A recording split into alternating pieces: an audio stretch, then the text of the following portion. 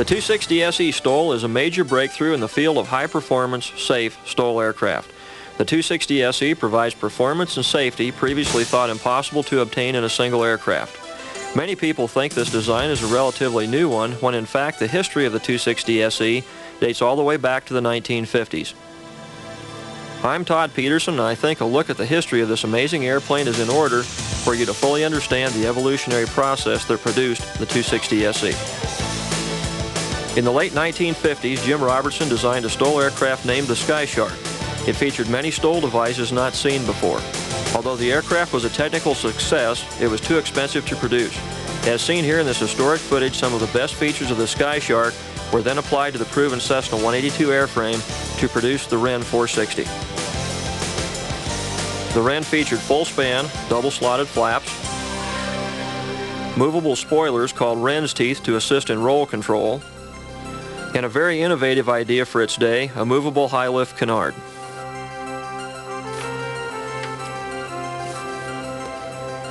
The Wren achieved a worldwide reputation for being the only safe STOL airplane ever built.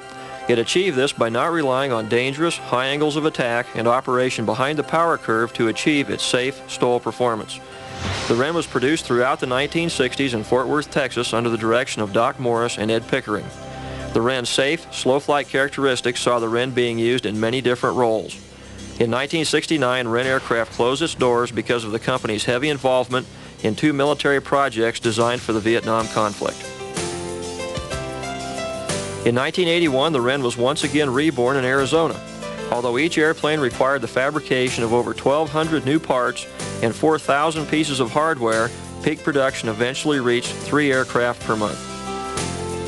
Short takeoff and landing distances, a safe, flat attitude after liftoff, and excellent slow-speed maneuverability were still the Wren's trademark.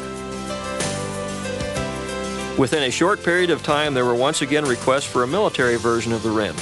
The airplane designed for the military featured a door gunner and rocket launchers, or a psychological warfare package. Even with all the drag from these systems, its slow-speed maneuverability and safety proved to be superb. As a firing platform, the Wren's stability became a valuable asset. The cruise speed was the airplane's biggest drawback. All the STOL systems took a heavy toll on its top speed. This was one area that needed improvement. As production continued, I became aware of the fact that many of our customers did not fly from unimproved areas such as this. They instead wanted a good, safe aircraft that had STOL performance and safety, but did not want to sacrifice cruising speed, useful load, and operating costs to get it.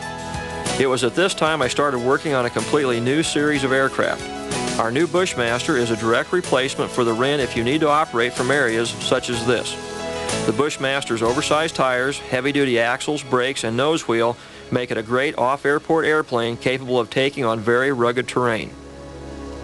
Rarely, though, did a customer use our aircraft in this manner. Instead, most preferred the standard landing gear with as much cruising speed as we could give them. A faster, cleaned-up version of the Bushmaster was required. The new airplane, including the Bushmaster, still had to possess at least 80% of the Wren's safe STOL characteristics. At slow speeds, the aircraft had to fly in a safe, level attitude with good over-the-nose visibility. Takeoffs had to be made in a short distance with good low-speed maneuverability. Landing approaches needed to be slow and safe with a short rollout. Another Wren feature that had to be carried over to the new airplane was the Wren's ability to land safely after a complete engine failure during a STOL takeoff. This is due to the fact that the Wren does not hang on the prop, relying on engine horsepower as do all the other conventional STOL aircraft. Our customers would not sacrifice their safety to get STOL performance. Here a Wren demonstrates this remarkable trait. A new improved version of this outstanding STOL aircraft was first flown in 1984. After 2 years, the airplane received its FAA certification and the 260 SE STOL was born. Here's some historic footage of the first 260 SE ever built. One of our customers filmed this at our Arizona production facility. The 260 Special Edition, or 260 SE, features some of the most impressive and useful features of the Wren, along with some new systems. The high-lift canard was improved upon and retained. A larger but still cost-efficient fuel-injected 260 horsepower Continental engine was installed. The airframe was aerodynamically streamlined and the controls were sealed. Many aircraft were and still are built with executive paint jobs and interiors. The 260 SE had become a fast, efficient, cross-country STOL aircraft. The 260 SE has proven itself a favorite with our customers around the world. Tell me, have you ever dreamed of an airplane that you could safely fly out of a remote fishing hole or hideaway, then be able to comfortably cruise 1,000 miles IFR or VFR at 180 miles per hour? Well, now with the 260 SE, you can have that airplane. The high-lift canard consists of a fixed horizontal stabilizer with a movable elevator. The canard elevator works automatically in conjunction with the elevator on the tail. The canard elevator is pushrod actuated, and the canard itself is attached to a rugged steel tube frame underneath the cowl. Routine engine maintenance can easily be accomplished. As the elevator on the tail moves up to lower the tail and raise the nose, the high-lift canard works just the opposite. The canard elevator goes down, which in turn lifts the nose. The canard is an extra lifting surface, which in turn adds to the lift generated by the wings. In addition, because the canard lifts the nose of the airplane up, it takes a corresponding amount of aerodynamic download off the tail. By generating more lift and relieving much of the download on the tail, the usable lift is drastically increased. This in turn means slower, safer takeoff and landing speeds, which means shorter distances. At slow STOL approach speeds, pitch control becomes a problem, resulting in higher touchdown speeds, or in some cases damage to the nose wheel and firewall. The high-lift canard eliminates these problems. At an approach speed of 50 knots, the canard will provide as much pitch control as the entire elevator on the tail. This doubles your elevator power. What does this mean to the pilot? It means you can fly your approach slower while having more power to flare the aircraft on landing. Keep in mind all the benefits of the canard are there even if the engine quits. Normally, tricycle gear aircraft are limited to operation from smooth surfaces. Like the Wren, the nose wheel can be lifted completely off the ground with a forward roll of only 5 feet and kept off with as little as 10 knots of forward speed.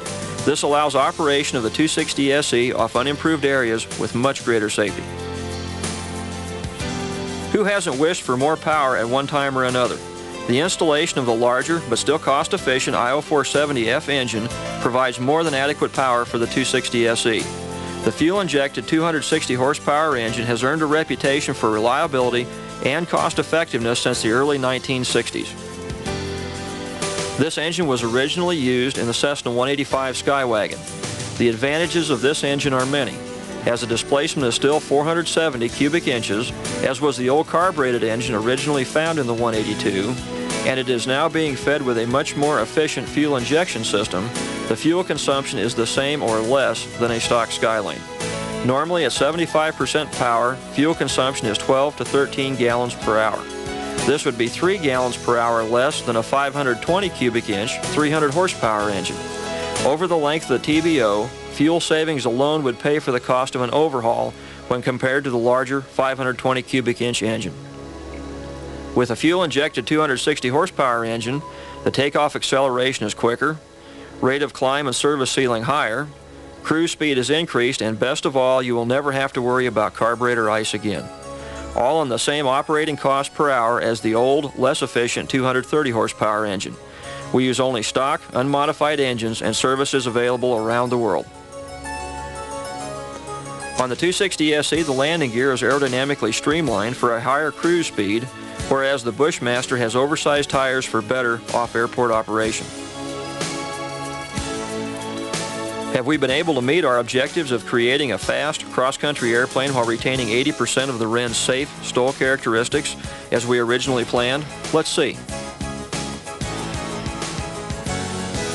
The Wren takes off and lands short without hanging on the prop, as do other STOL aircraft. The 260 SE also takes off and lands short and displays the same safe, flat attitude after liftoff. No unsafe high angles of attack here, even with a 4,500-foot density altitude. Most all pilots would agree that the high angle of attack, hang on the prop type of performance, is absolutely dangerous. If a power failure or wind shear should occur during operation in the STOL mode, it would be disastrous. This then is the trade-off for other STOL aircraft. I can take off and land short, but I must give up all my safety to do so. It also requires a great amount of pilot skill.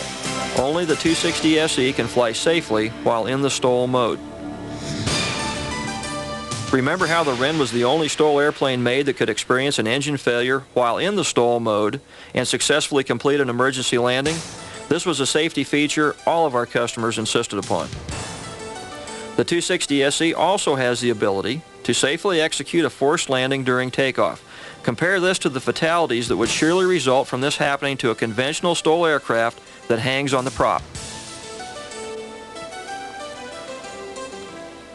The Wren cruised in a safe, flat attitude at slow speeds.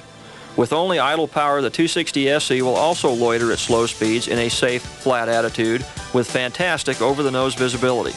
The loiter speed here is only 50 knots. We all know the Wren had outstanding maneuverability after takeoff. So does the 260 SE. Steep turns may be made either direction immediately after takeoff. Now let's jump aboard for a quick ride and see how much pilot workload there is. On the takeoff roll, once 35 knots is reached, the airplane can easily be flown off. Here we roll into a turn as soon as the airspeed hits 45 knots. Notice a safe, flat attitude, good over-the-nose visibility, and the ease with which the airplane is being flown. Once at altitude, steep turns may be executed either direction at speeds as low as 40 knots, hands off. Just think of it, the airplane in a steep bank at slow speeds, and you can actually trim the airplane, then let go of the control wheel. How's that for easy, safe handling characteristics? Likewise, patrolling at 50 knots is so simple, the airplane can once again be trimmed to fly, hands off. Turns can be safely accomplished within a 300-foot radius. Roll control at these speeds is still excellent. The Wren could be totally cross-controlled at slow speeds without worrying about a stall spin accident. The 260 SE can also be cross-controlled. Here I'm applying full rudder with enough aileron to keep the airplane straight at speeds as low as 40 knots, with no stall or spin to worry about. That's safety. With our air work done, we're heading back to the airport. Even though we're only at 3,000 feet with 75% power, we are indicating 140 knots or 160 miles per hour. The 260 SE will normally true between 175 and 180 miles per hour. Climb aboard your 260 SE and experience performance you have never known before. The 260 SE feels comfortable and safe for you and your family. Remember that dream of discovering remote hideaways? Of flying your family 1,000 miles cross-country at 180 miles per hour? Of having an airplane that gives you safety when the chips are down? Now it's no longer a dream.